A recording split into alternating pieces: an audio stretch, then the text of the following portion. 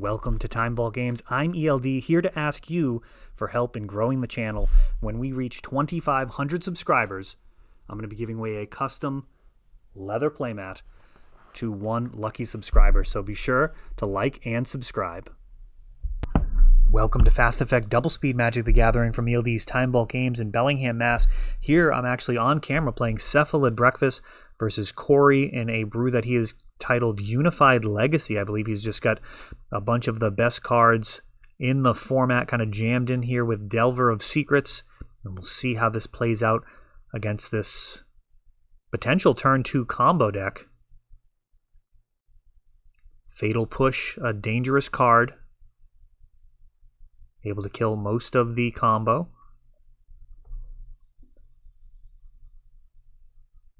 And now Brainstorm.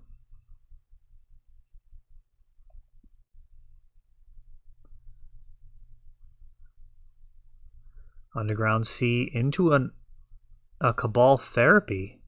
So this may actually be able to strip that Fatal Push out of hand if Corey doesn't have a response. And it does. So leaving him with a Daze, Fiery Islet, and I didn't actually catch that other card. It looked like a gold card, perhaps Drown in the Lock.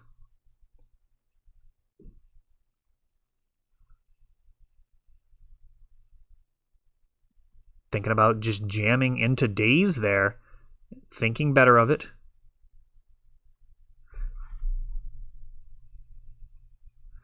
That is sometimes the right play with a deck like Cephalid Breakfast, just because the combo potential can really punish the short term. And now a Nomad in Core.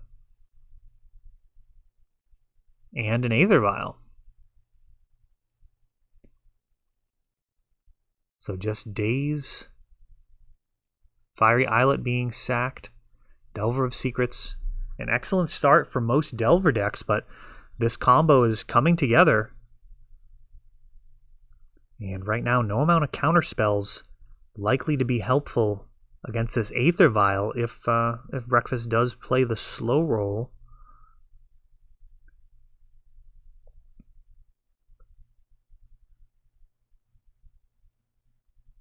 Nomad and Core.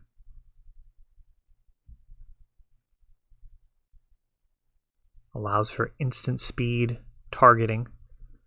Definitely the better of the two options, the other being Shuko. However, Shuko can be tutored up by Stoneforge Mystic, preventing your deck from being completely filled up with garbage. Instead, Stoneforge a reasonable plan B and just an all-around good magic card. We got a Cabal Therapy.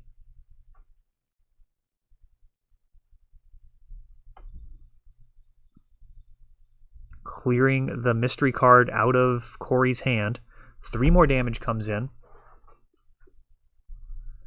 Now another card is drawn off of Fiery Islet. And end step Limdul's Vault. And that is a very dangerous magic card right there. Corey does Force of Will it. Tough to know what the right decision is. That can potentially lead to a situation where you have to force a will like a Brainstorm or something that could draw into just the pure nuts off the top of the library. Instead, Corey now down his Force of Will and passing the turn. That may feel like it was the right play then. Now down to just 5 life, a Ponder. And this could potentially find a Lightning Bolt or some other burn to close things out completely. It may not be a risk worth taking. The fact that it's not kept, definitely good news for Breakfast here. A keep would very often mean that this game is going to be over on the next attack step. Volcanic Island is fetched out. And a Ponder continues to dig.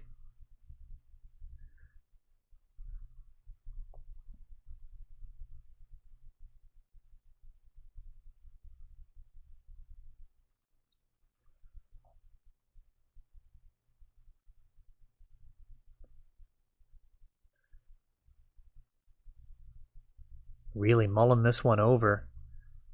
Still not happy with it.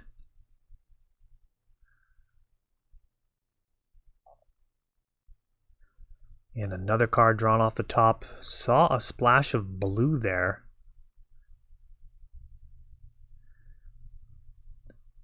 If Corey has the ability to add to the clock, would be the time to do it. We've got a Stoneforge Mystic coming in. It grabs a Shuko. Which Corey does familiarize himself with that text. And now another Limdul's Vault.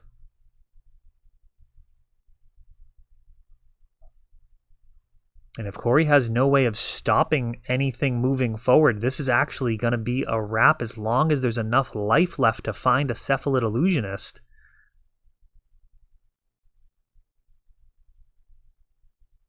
Ugh. Oh, and it's in the final set. Down to just one life. Limdul's Vault coming through to find the Cephalid Illusionist with only one life left. If it wasn't in those 5, that would have been a wrap. Does Corey have some type of burn here?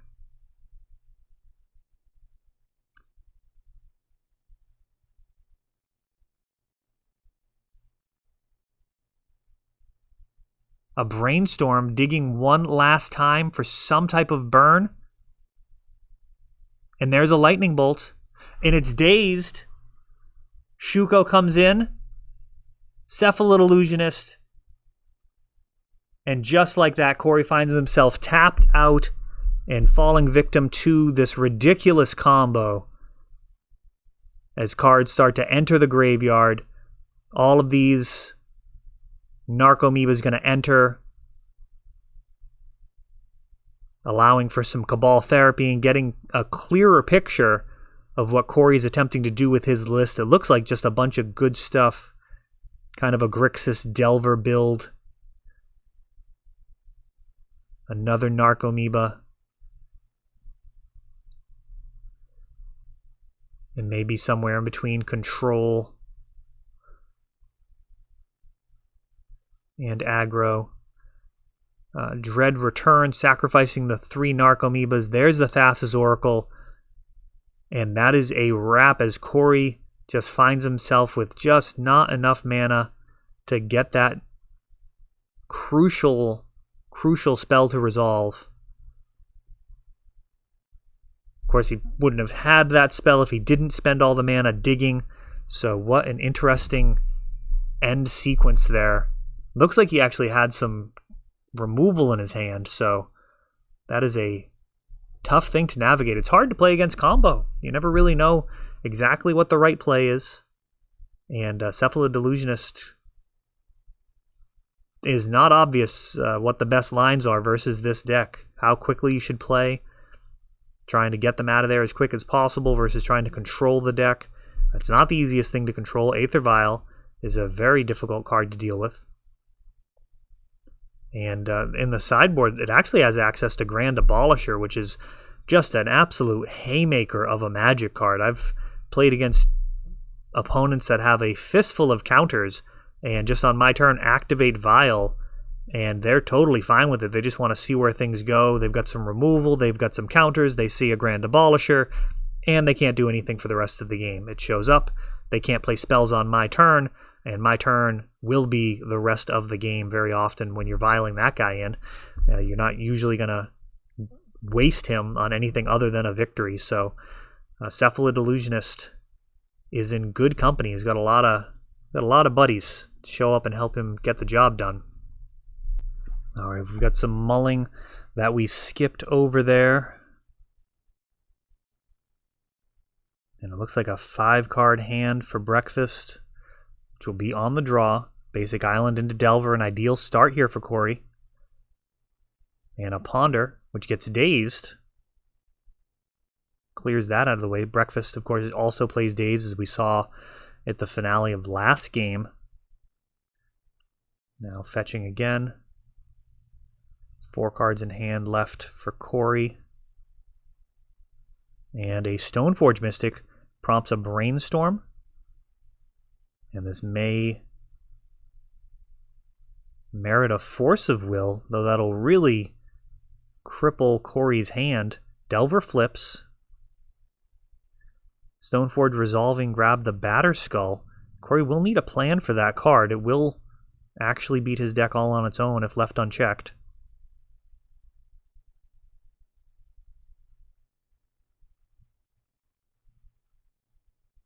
Oh, there we go. A little germ drawing. Happy germ. Actually got my most recent germ over here. Little mask wearing germ. These are remarkable tokens. I gotta get those on the website. I'm awful with that. Making all sorts of cool products and then not getting them out there for you guys.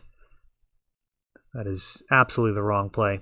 Gotta get them on the site so anybody that wants these reusable tokens can enjoy them. We've got a Thoughtseize prompting a Batterskull to arrive on the scene, and some cards there. Brainstorm, Force of Will, Daze, Stoneforge Mystic. 5 damage coming in. I believe that's a Grafdigger's Cage on the other side of the board.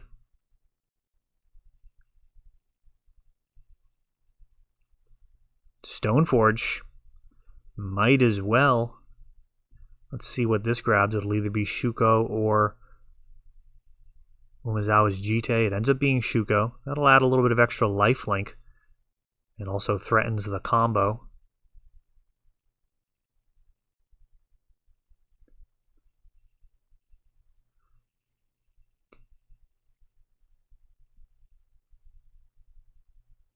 Batterskull swings.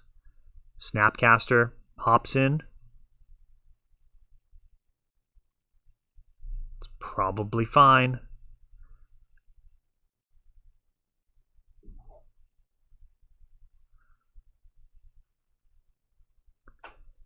A Brainstorm and some mass carnage here as both Delver of Secrets and the Snapcaster die to the germ. Don't know if the life gain happened.